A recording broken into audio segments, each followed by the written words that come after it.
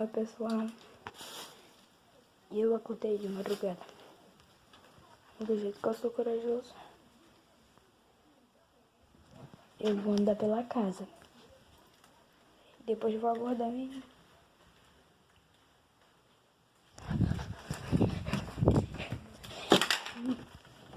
Acorda.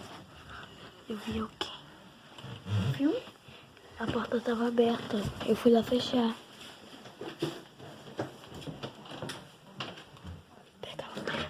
Liga. Deixa eu ligar pra tu.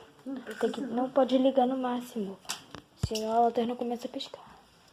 Não começa não. Ela não pisca. Gente, foi aqui que eu vi alguém abaixado de preto. Foi ali, ó. Aqui. Ela de novo.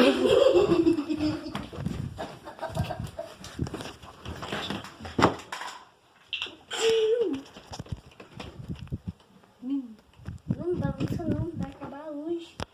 Então. Gente. Acabou a luz aqui.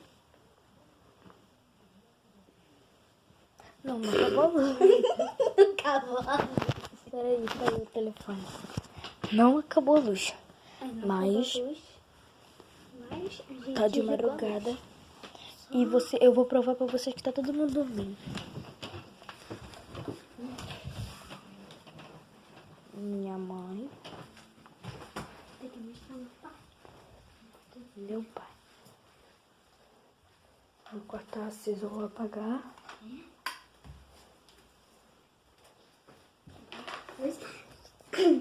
Caiu. Aqui é o banheiro.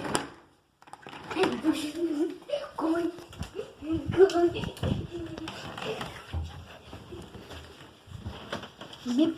Gente, vou ficar atrás desse osso aqui.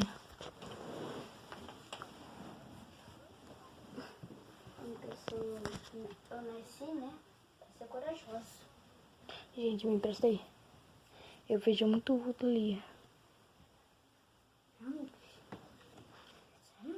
É. Vejo muita coisa preta passando.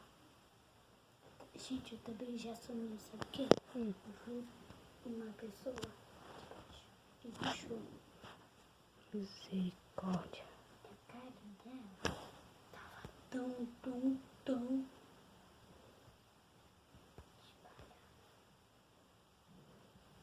Então é isso, né? Então é isso, gente. Se você tá assistindo esse vídeo, já dê o seu like, por favor. Por favor, pra a gente ajudar. só tá com 1 inscrito, mais nada. E a gente precisa bastante like. A gente vai gravar mais vídeo de futuro.